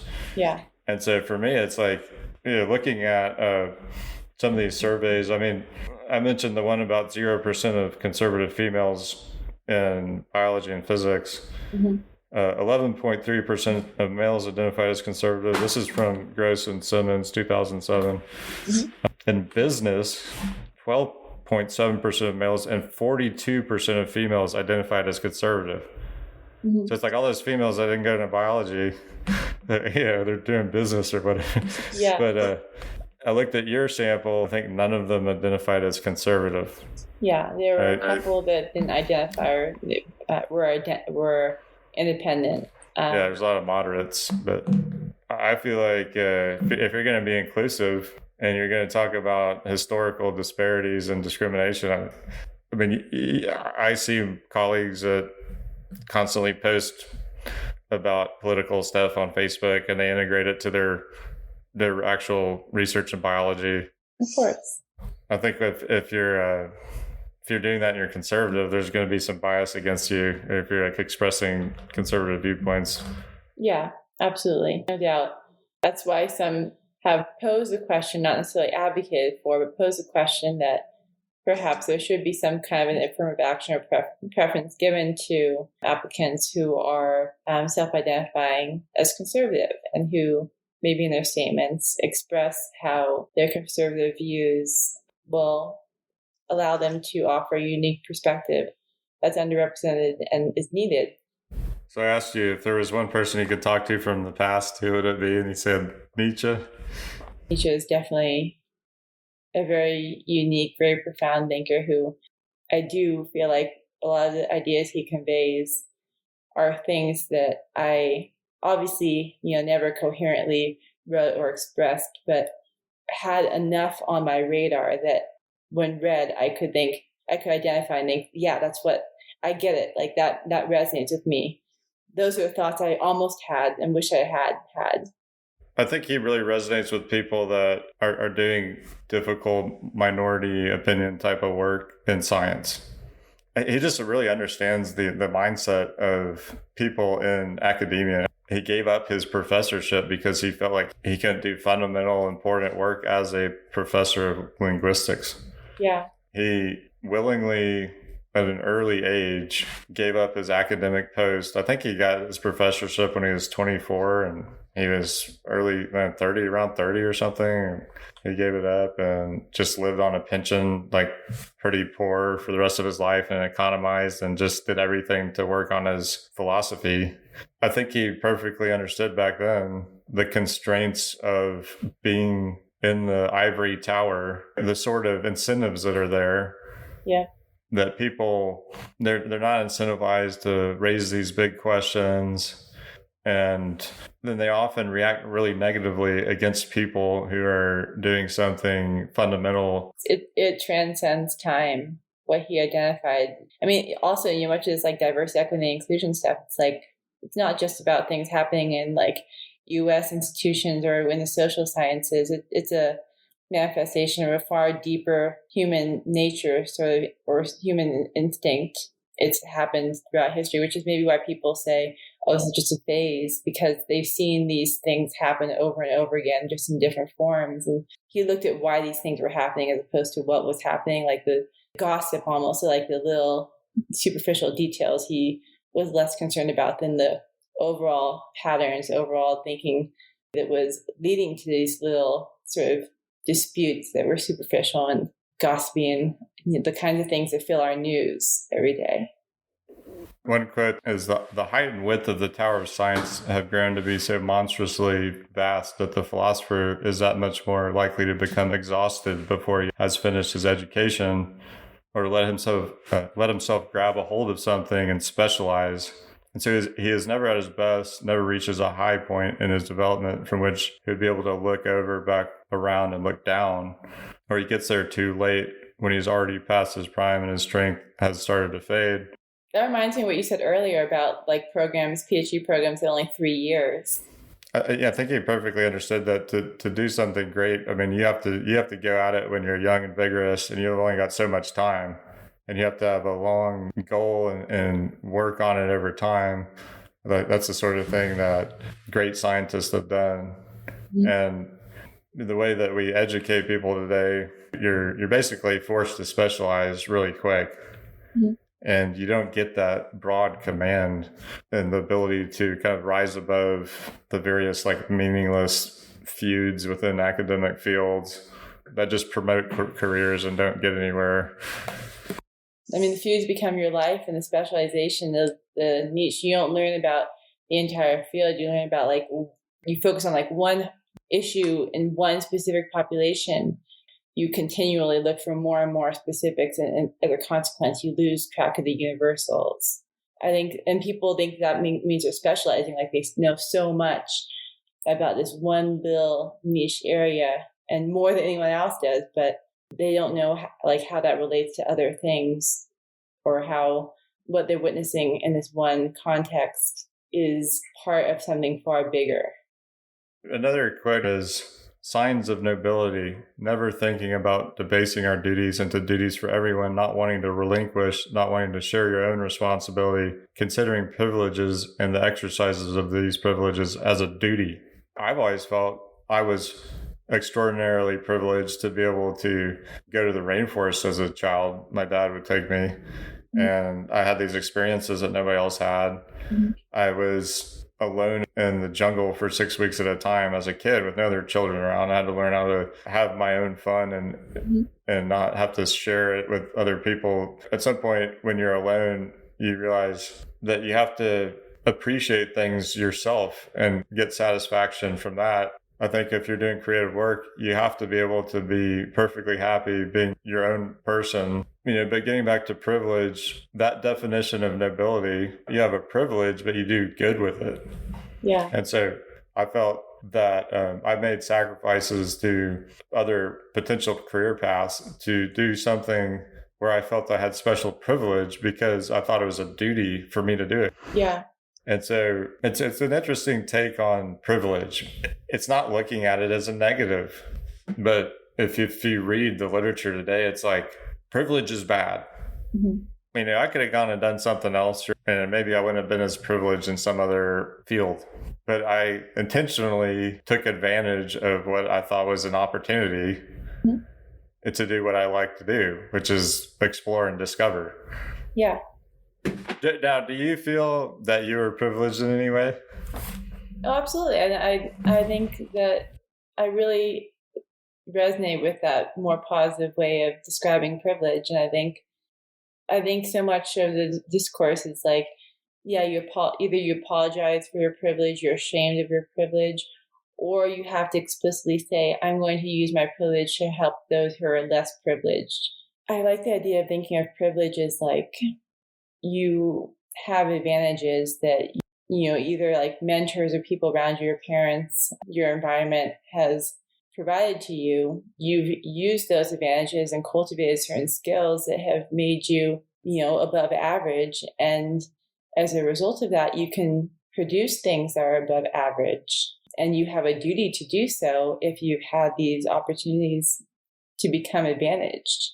You have the duty to use your advantages, your, in some ways, like superior skill set that you've developed as a result of your advantages to do more than other people are able to. And I think that it's not like a zero-sum thing. It's not like it's a limited resource, because I think there are so many different ways in which people can be advantaged, so many different ways in which they can acquire skills as a result of those advantages they have that will make them perform and contribute, and contribute meaningfully. And that's what they need to do. Why not gravitate toward things that you have a natural inclination toward, or you're predisposed toward because of the things you've experienced in your life thus far? Yeah, I mean, I think that's one of the important roles of an advisor, is to help their students understand what their strengths and weaknesses are, mm-hmm. and to capitalize on the strengths and to develop their weaknesses so that they're not so bad anymore. And it takes people a long time to learn what they're good at and what they're not good at. And mentoring relationships, both being the mentor and being the mentee, are some of, I think, really the most rewarding experiences, only comparable to being a parent, which is because they both have that aspect. You're either caring for or being cared for by somebody who sees aspects of him or herself in you. And if you can have the mentee, admire the mentor and hope to be in the mentor's position someday, it can be so powerful when that mentor says, like, hey kid, hey you, like, I was where you were. I know, like, you're either going to get through this, or like, you're really skilled. Like, I see the seeds to something great. Like, that can be the most profound thing that any young person ever, or person of whatever age, ever hears. No, the same thing. I had the same experience with my undergrad advisor. And he had a conversation with me one day, and I was questioning myself, and I was super busy working and playing 2 sports, and I felt like I didn't have enough time to focus on biology, and I was like, I don't know if I'm really going to be cut out to do grad school, or I just wasn't confident. Yeah. And he told you just what he said. Like, I was there, I was in college, I was doing other stuff, and I see promise in you. And that one conversation totally changed what I was thinking. And it's like, it didn't really cost them a whole lot, but it helps you so much. Yeah, it does. And I mean, I think, like, in a sense, like, yeah, it is easy for them to kind of dole out that mentoring. But I appreciate people who are judicious with the mentoring they provide. They don't give compliments willy-nilly. They don't tell just anyone that they believe in that person, even though anyone could benefit from it. Not telling everyone that everyone's special and is going to be fine. Like, the mentor has to recognize something special and unique in you. And so in that sense, it does kind of require them being observant of you in particular, and like take an extra step to tell you and to acknowledge that in you. One other kind of terminological question. There's like this distinction between being critical and being cynical. Yeah. Dictionary definition of cynical. Number 1, distrusting or disparaging the motives of others. Second definition is showing contempt for accepted standards of honesty or morality by one's actions, especially by actions that exploit the scruples of others. And then the third is bitterly or sneeringly distrustful, contemptuous, or pessimistic. So interestingly, I think a lot of people might think cynical is the third definition, bitterly or sneeringly distrustful. In which case, if you're cynical, that's not a good attitude to take in science or having discussions. Yeah, because like being jaded.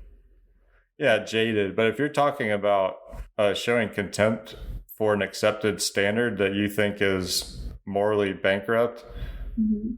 There's nothing wrong with that. If you're distrusting of other people's motives because you see the incentive structure of the system and that you yourself have lived through, and you saw how it changed your own actions, and you see it in others. And some people don't question it like you do.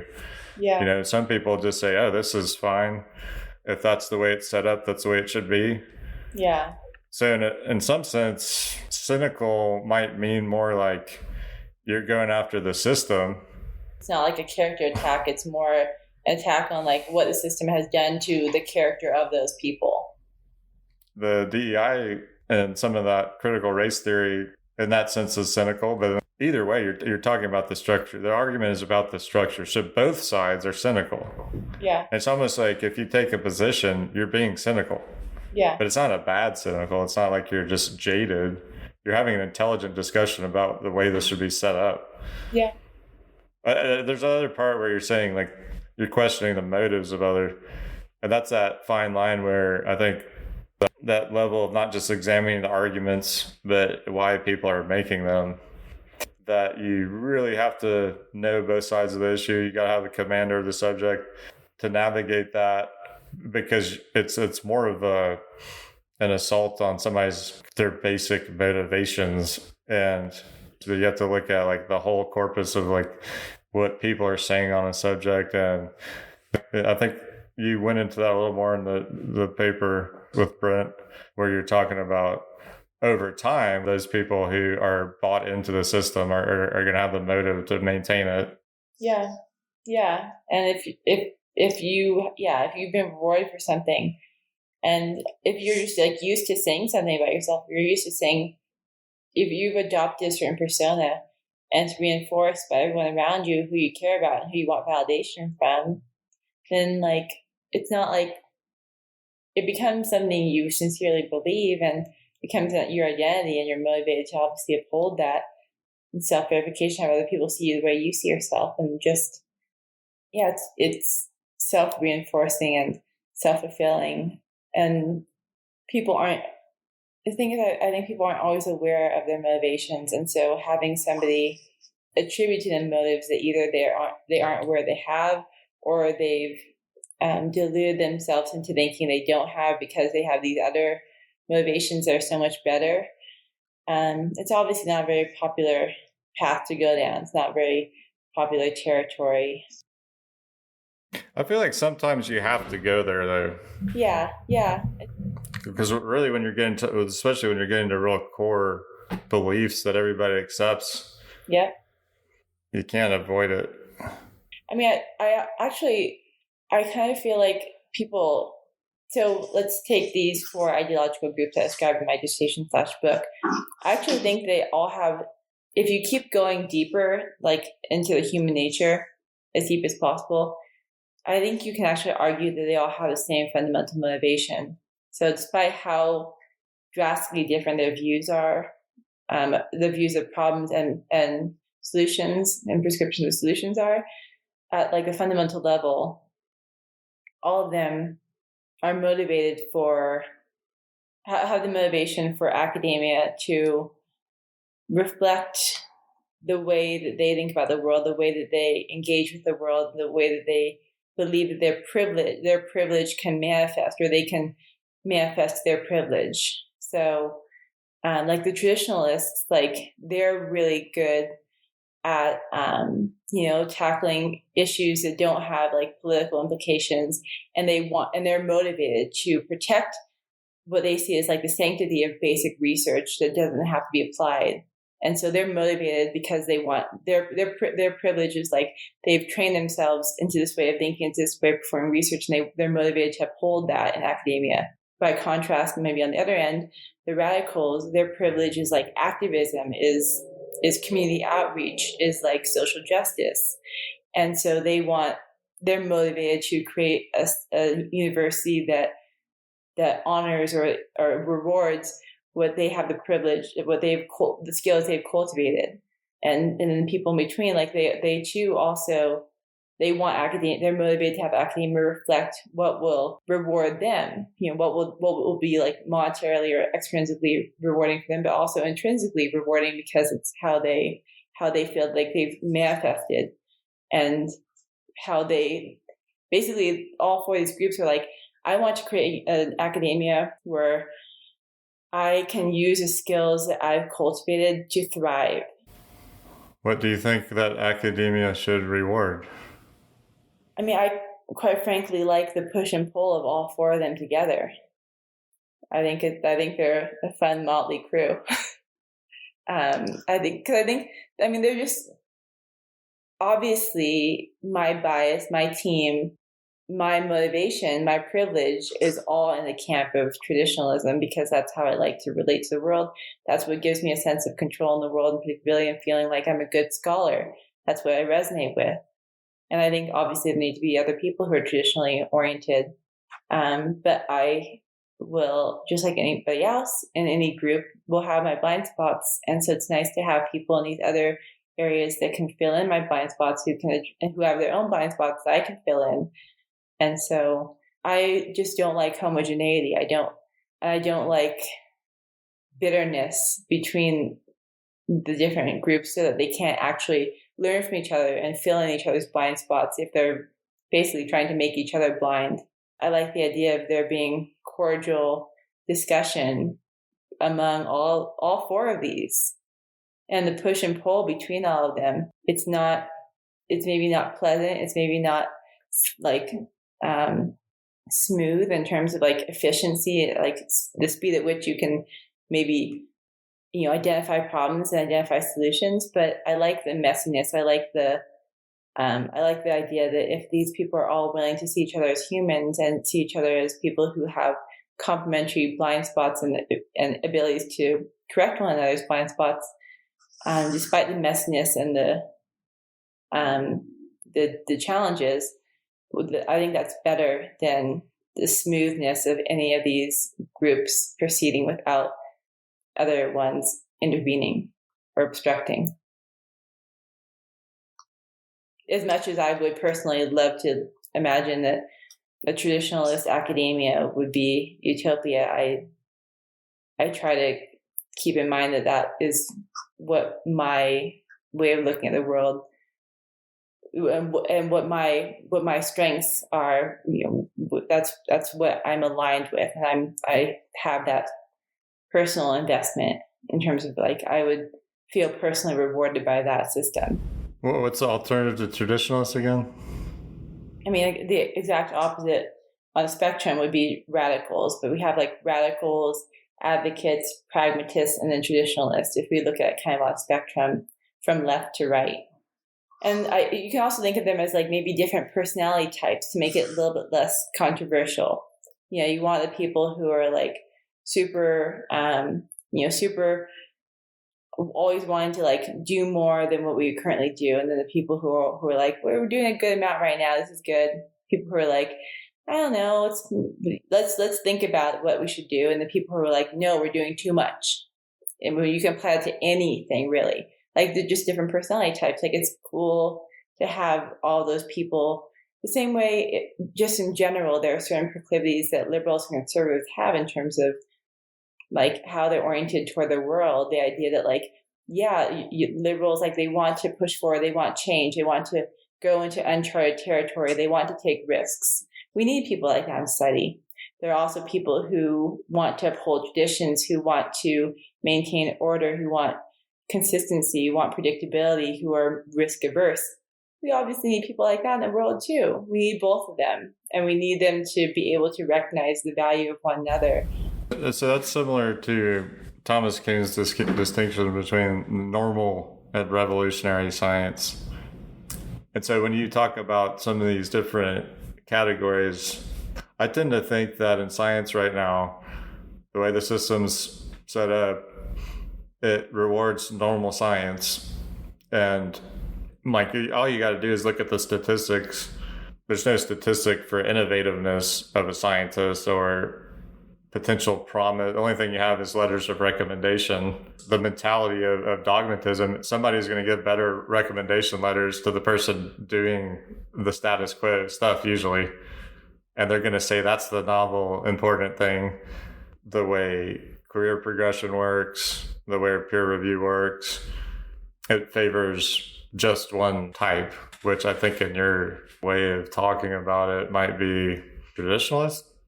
Yeah, and so that for that reason, maybe I would have a more positive view toward the traditionalist approach, but while also recognizing the risks of basically not taking risks, the risks of being so circumscribed, so mechanical in some sense, so rigidly adhering to certain rules or certain standards of how things need to be done, or else they're deemed inadequate, invalid, unreliable, etc.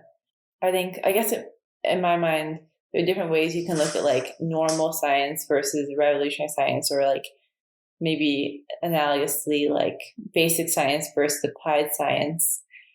Like I do think that there's value in understanding why certain systems were created, and before you destroy them, before you try to change them drastically, making sure that whatever you're going to create to replace it can still serve, or can serve better, the purpose that those other structures were designed to serve. I totally agree with that. I think it's important to understand the history, the original purpose, and going back to those important events of the past that led to the way it is now. You know, what they were intending to do, and then what actually happened, and what people saw at the very outset of our way of funding science. That's the time when people were considering the issues of, is this the correct way to set it up? There were people at the time that saw potential problems with it. Is the system that we're using for one purpose going to be useful for another purpose? The system at the time was our approach to funding military in World War II. Is that going to be useful for basic research in science and medicine and national defense going forward, including transformative research and not just incremental stuff? The solution, the best solution they had at the time was, well, we're just going to use the same system.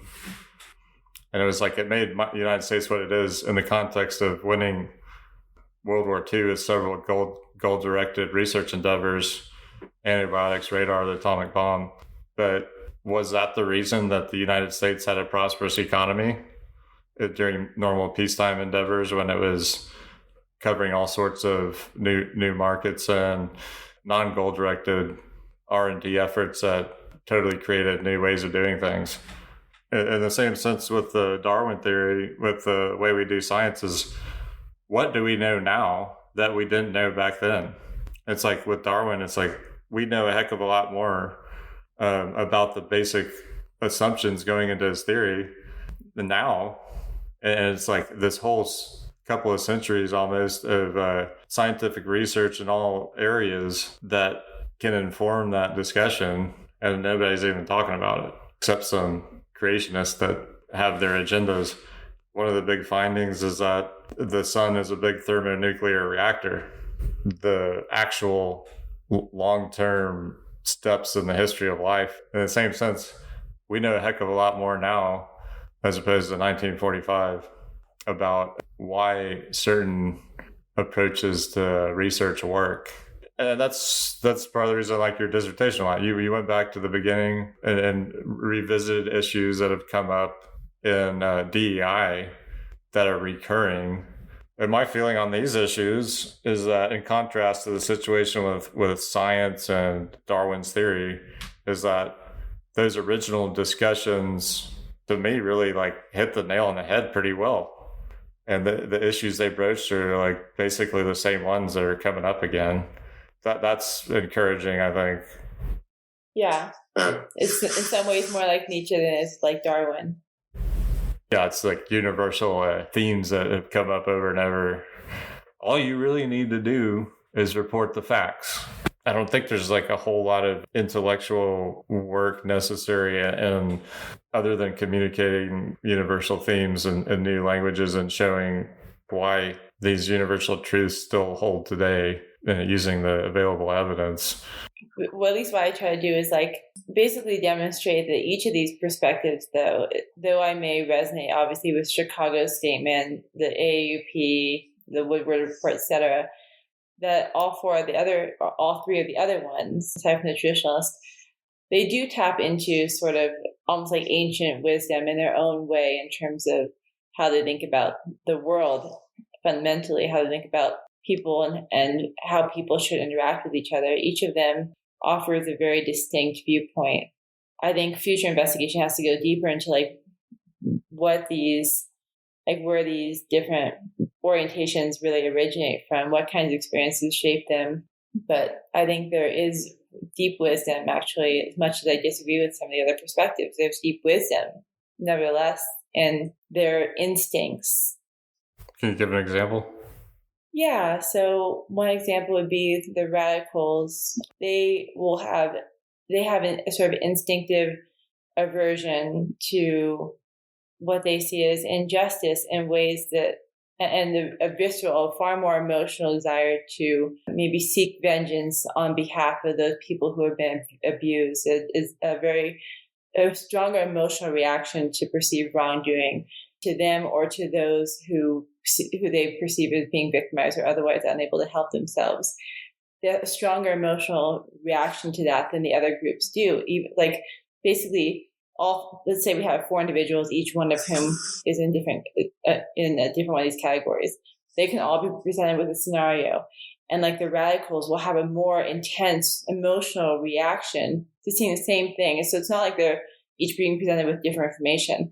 They're all seeing the same thing, but the radicals will have a far more visceral emotional aversion to what they see as that injustice, which maybe everyone can agree upon as being an injustice, but for them, it really hurts. It really makes them agitated. It really calls them to action, whereas to other people, it might not. Well, a lot of these things can be in the same person. Yeah, like compete. It's almost like competing orientations. One thing that's interesting is that there are characteristic ways of tending to. It's basically like people. It's like any personality trait where you tend to respond in that similar way to those sorts of circumstances, to those sorts of stimuli. But obviously, on different days, we do some days if you've slept more, eaten more, whatever, you feel a little bit differently. So, or you feel more sociable, whatever, you might be a little bit different.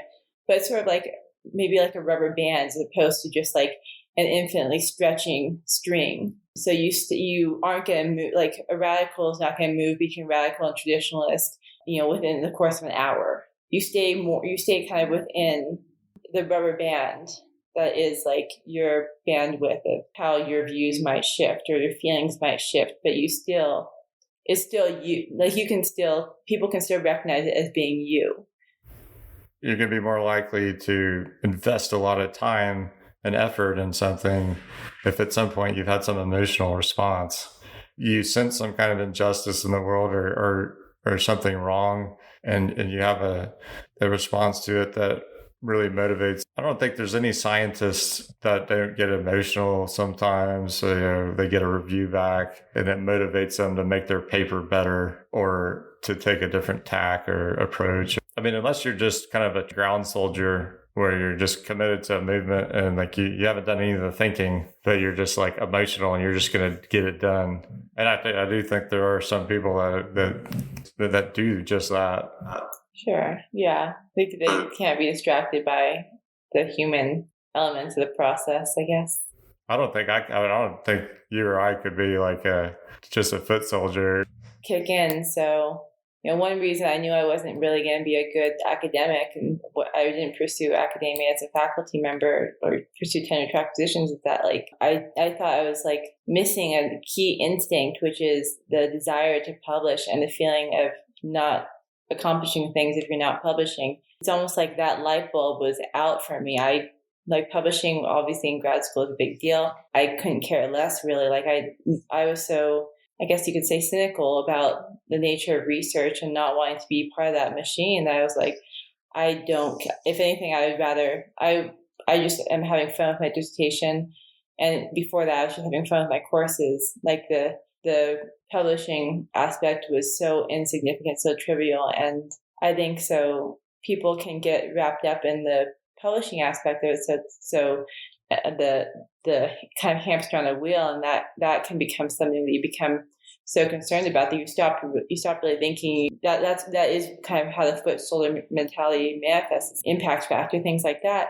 Like that's what you become emotionally invested in as opposed to the work itself, as opposed to the rigor of the work, the quality of it. You just become invested in these other things that you're still human, you're still investing your emotion in those things, but you're not actually contributing to the field anymore. You're just contributing to the rat race. When I finished my dissertation, it was my advisors who were like, you need to like put the extra work into like getting this into like book publication quality. There's no like, this is gonna like help me get whatever notoriety or whatever like increased status or make a name for myself. Like I'm not trying to prove any point. And so I kind of feel like I don't have that sense of urgency. Like the world needs to know this so that they can do that. Because I'm explicitly almost not telling them what they should do with what they learn. I think it's good though that you're publishing it as a book, because although I found your dissertation while I was researching diversity issues, I think that when you actually publish something in either a peer-reviewed journal or as a book, just more people take it seriously, take notice of it. I think it's good that your work gets more exposure. My attitude is that like, I kind of feel like the dissertation is like the rough draft of the book. So, but also there's the element of like, I feel better about the book, the overall formatting of it. Even like in the dissertation, I called the different groups like the radical critics, and like I had different names for them, and like the supporters, the ambivalents, the opponents, and I renamed them now to being the radicals, the advocates, the pragmatists, and traditionalists. So even that, like I like that better. And so basically, I just want people, when they look for this work, to not find my dissertation, but to find the book instead. But yes, you have the dissertation before it was gone. So it's, I obviously stand by everything in the dissertation too. So it's not like there is, anything that I'm ashamed of. It's more, I don't know, I guess like aesthetic, like the titles of the categories and wanting the book to get more attention, obviously in dissertation, things like that. Yeah, I know one of my papers, like I had to basically remove everything that explained why it was important to publish it. And all the arguments are there, when I wrote review papers later that explained what it meant, I couldn't publish it because everybody in that field has like one way of looking at it. It's like, if my first paper is correct, then the field is wrong. And it's like the same people who wouldn't accept me explaining what it meant accepted the arguments because there was evidence and it was like reasonable. And there was like a model and there was nothing wrong with it. They would have shown something wrong with it. There's something wrong with it because they knew what it meant, because I said what it meant, but they made me take out what it meant and then kept me from publishing anything saying what it meant. Stuff like that is where I get a little bit of emotion sometimes that drives me to be like, there's something wrong with the way we're doing. It's so brazen too in that example. So the evidence is so, glaring. When there's nobody to appeal to, like, what do you do? Just like them asking each other if this goes, and they're all like, yeah, of course it goes. You scratch my back, I scratch yours. We're on the same page. Yeah, at some point I just decided I had to move on from that project and go to the one that I've been working on, this like broader theory, because at least with the broader theory, more people, like we were talking about earlier, more people are interested in it. And then later I could come back to the more particular subject. But when I would try to explain it to like third parties, being a specialized topic, you have to use specialized terms. And I had a new vocabulary because it's a new theory. It required talking about it differently. So I had like a glossary for my paper. Yeah. And somebody outside the field doesn't want to deal with that. It's only the specialists that want to do it, yet the specialists don't want to learn a new vocabulary either, or even like entertain it. So there's like so much to already learn what they've mastered, Well, I mean, I am curious actually. So because you stumbled across my dissertation when you were thinking about writing your own diversity statement, I'm wondering, you're currently at University of Texas, Austin, right? Yeah. Are you planning on staying there indefinitely? If so, why? And if not, why not? And where do you want to go? And where do you think you would be best able to pursue? Like, do you think the place where you are, the position you're in, will influence how well you're able to communicate some of your different types of ideas, like different areas of work? Austin's my home. It's got a good atmosphere. It's one of those things that Nietzsche always talked about, is like, you want to be in a being in the right environment is like crucial to creative work. That's why the Army Futures Command moved to Austin. That's like in charge of the next 100 years of innovation in the Army. And I considered it for a long time, like, I do want to do the professor thing. At least my theoretical work is saying you got to have a clade of organisms that you can get comparative evidence. Social amoeba would be a good research organism for my approach theoretically, which is almost incidental. The reason I went to study social amoeba had nothing to do with that, yet they happen to be a good model for what my theory predicted. I see. Yeah. So my theory is still pretty new. And like I said, I've had trouble publishing the papers that say why it's important. So getting the whole like professor thing and convincing people that this is a way to do this research is pretty tough. I'm working on this paper about how to fund science. I don't think that the people doing science right now have the incentive to do research in this area or try to implement it and develop the concept, but I think the military has this incentive. Yeah. And you mentioned somebody that you're speaking with in the military. Yeah. So I think getting the email from that person was encouraging. I hadn't even thought about that. And that was one of my main concerns about, like, even if I could write this paper really well, like, who would actually invest the effort to like make it work? I was thinking about maybe some like billionaire techies that are interested in how science is funded and what's wrong with it. And maybe they would want to fund something like that. But even individual billionaire type people, I don't think they're going to have the incentive to want to do what's necessary to make what I'm going to talk about work. Like, it needs to be something much bigger than that. Yeah, I think that would be a really cool avenue. And so you have to keep me updated on what direction you go in. I'll definitely send you that paper for review. Is there any last advice you would give to somebody writing a diversity statement?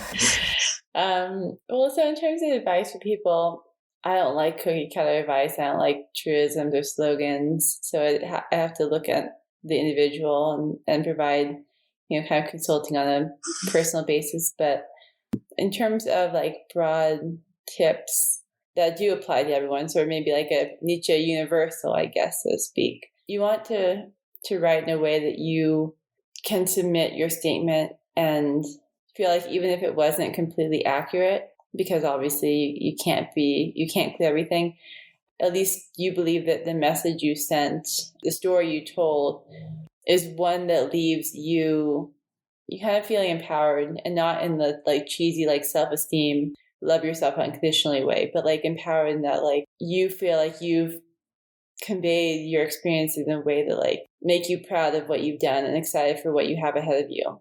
And that may involve more or less conforming to what the expectations are of the diversity statement, like in terms of politically or socially. But regardless, I think that at the top of the list should be that aspect of making sure that you don't feel like a victim. You don't feel oppressed. You don't feel guilty, no matter who you are, no matter what your race is, what your background is. That, quite frankly, if anything, that you feel privileged, but in the way that you described earlier, the more positive way. My guest today has been Komi German. Thank you, Komi, for being on the Natural Reward podcast. It was really fun. I enjoyed it. This is awesome.